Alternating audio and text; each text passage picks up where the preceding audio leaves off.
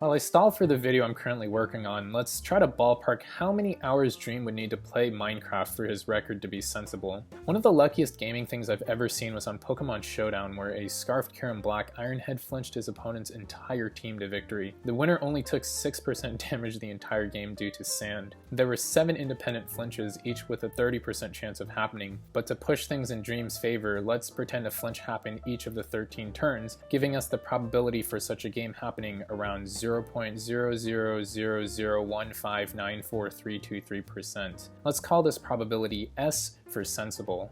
Next, let's decide on a probability of getting a run at least as lucky as Dream's. I've never played Minecraft before, nor do I know specifically how the randomness works, but very briefly skimming the Speedrun mods doc with my 11th grade skill in math, it seemed they knew well what they were doing and biased everything they sensibly could in Dream's favor. So to massively bias even more in Dream's favor, let's just use the mod's stopping rule calculation for pearls of 1.22 times 10 to the negative 11, which seems to represent getting at least 42 pearls out of at most 262 attempts, stopping as soon as you get 42 pearls. Let's call this probability P. As a random aside, there's something slightly weird about the analogy of getting 20 heads in a row out of 100 coin flips, since runs can only occur one after another, while the analogy considers sequences with results from both back-to-back windows. But I'm pretty sure this still biases in favor of Dream, or the mods accounted for it, so it doesn't really matter.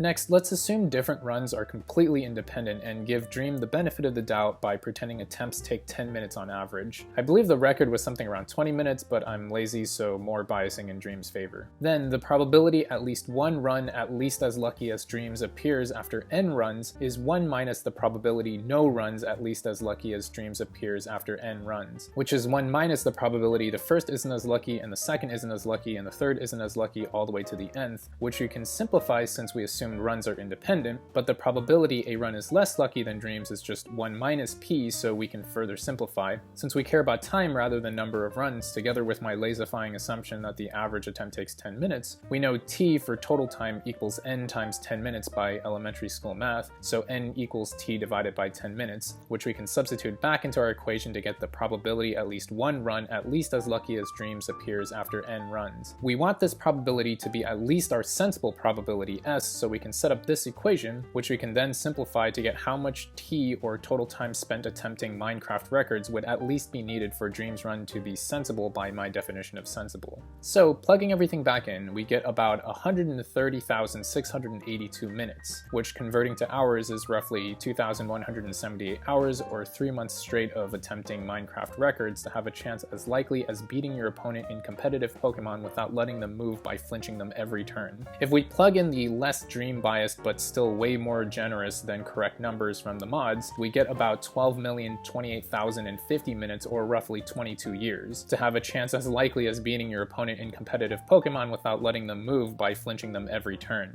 Just for fun, let's plug in our original extremely Dream biased numbers, but ask how long he'd have to play to have at least a 1% chance of getting a run as lucky as he did. Here we get about 15,673 years. The funny thing is, even if we use Dream's own extraordinary 1 in 10 million Harvard guy response number, he'd still have to play about 2 years straight to have at least a 1% chance of getting a run as lucky as he did. If we change it to 10%, it's about 20 years. Basically, things don't look too mathematically good for a hero. Maybe he's a time bender, I don't know. His response was also a little weird to me. If my extremely unlikely world record was taken away by 27 pages of stats homework after working really hard, I wouldn't spend all my effort hiring someone to nitpick the math and instead would frame my counter-argument around the mods taking a dump on my grind by reasoning based on chance. If you won the lottery but had it taken away because someone proved it too unlikely for you to win the lottery, how would you frame your counter-argument? Anyways, thanks for watching. If I made any mistakes in this video, let me know.